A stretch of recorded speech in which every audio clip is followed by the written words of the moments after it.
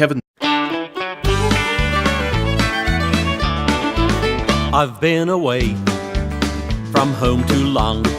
Kevin Sullivan. I called him O'Sullivan the other week, and I got it wrong. Kevin Sullivan, and he joins us now. He's got a brand new single out that's doing great things. We've been playing on the charts over the last few weeks. Kevin, congratulations on the success of the new single and the new album. Hi Tracy, hi Big D. It's great to be on Sunshine FM 104.9, and thanks for having me on. Yes, and it's Kevin Sullivan, but I've been called worse, Darren. You've been doing this for a while, and it's about getting that dream of having your music heard and played on the radio. That must be a real buzz for you. Look, it really is, and what you said is spot on. I mean, I've had a career, and as you probably know, I was a former forensic policeman, and I've always played music, but to be doing it full-time, just music, and to get an album out, and chasing your dream. I think you're never too old to chase your dream, so that's what I'm doing. Darren just brought up a subject there that you're not 21 and you were at the Academy of Music. For those out there that, maybe sitting between the 20s and the 40s or even beyond, what advice would you give them?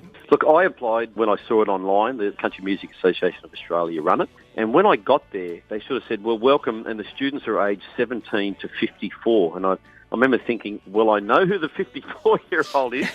And look, I was a little bit daunted initially, but when we got there, I think we were all there for a common purpose, writing music, playing country music, and the tutors are just so fantastic. So look, I would encourage everyone, no matter how old you are. I'm just chasing my dream, and I think you're never too old to do that, and just go for it, I would say. We talked to a lot of people over the years, and a lot have gone on in the earlier, between the 17 and 25s, and particularly the ladies, and they've gone on and really pushed their little career, and then all of a sudden they go off and have babies, and now they're coming back into the industry around the 35, 40 mark, not knowing, what they should be doing. So I think that's probably a great avenue and a great start for them to get back onto track. And you're right. And I think what I found, having had a bit of a career and then getting to the Academy, the people there, like the Lynn Botells, Kevin Bennett, Amber Lawrence, Lachlan Bryan, Ashley Dallas, Simon Johnson, just a fantastic core group of people there. And they're so welcoming, and they just want to teach you as much about the country music industry. Look, I went there with a really open mind, and I learnt so much, and it really energised me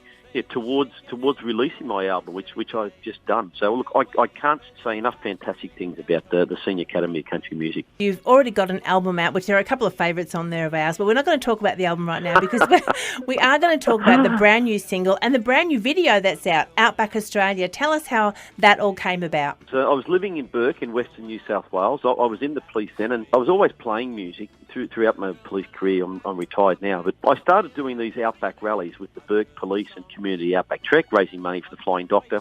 And I travelled all throughout Outback Australia, and I played as far as Corumba in the north to Birdsville. I even did a gig one time at the Woomera Detention Centre. It sort of motivated me to write this song called Outback Australia, and just touching on the spirit, the community and fun and friendliness of these remote communities through Outback Australia. And the video, as you mentioned, I've just released the video as well, and it's got some footage of my album launch, which I had on the 18th of May down here where I live in Gerringong, but it also had some footage from those Outback treks over the years. So, I'm pretty happy. It's a funny thing, though, the amount of people that have been coppers playing music. Dale Duncan was a copper, of course, yourself. Peter Campbell. Yeah, Peter Campbell, that's what I was thinking of, yeah.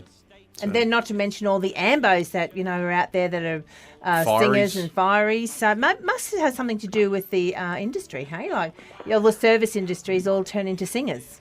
I think you just sort of see a different side of life though, Trace, and, you sort of see, the good, the bad, and the in-between. And I know for me, with the forensic background, it certainly gives you a lot of subject matter to write about. And, I think, people in the emergency services just see a lot of life, and Well, the name is Kevin Sullivan. He has got the brand new video out, Outback Australia, and the new single out. If the people want to get a hold of it, Kevin, how can they do that? The single is available on iTunes, so Outback Australia on iTunes. You can go through my Facebook site, which is Kevin Sullivan Music. Not to be confused with the Kevin Sullivan who's a wrestler in America. We don't look anything alike. You can go to my website, kevinsullivanmusic.com. or just Google me. The video's on YouTube. Outback Australia is currently on YouTube, but the iTunes, the Spotify, all the normal streaming things, it's available. Here's the song now, currently sitting at number 30 on this week's Country Tracks Countdown. It's Outback Australia and Kevin Sullivan. I'm going outback Australia. I'm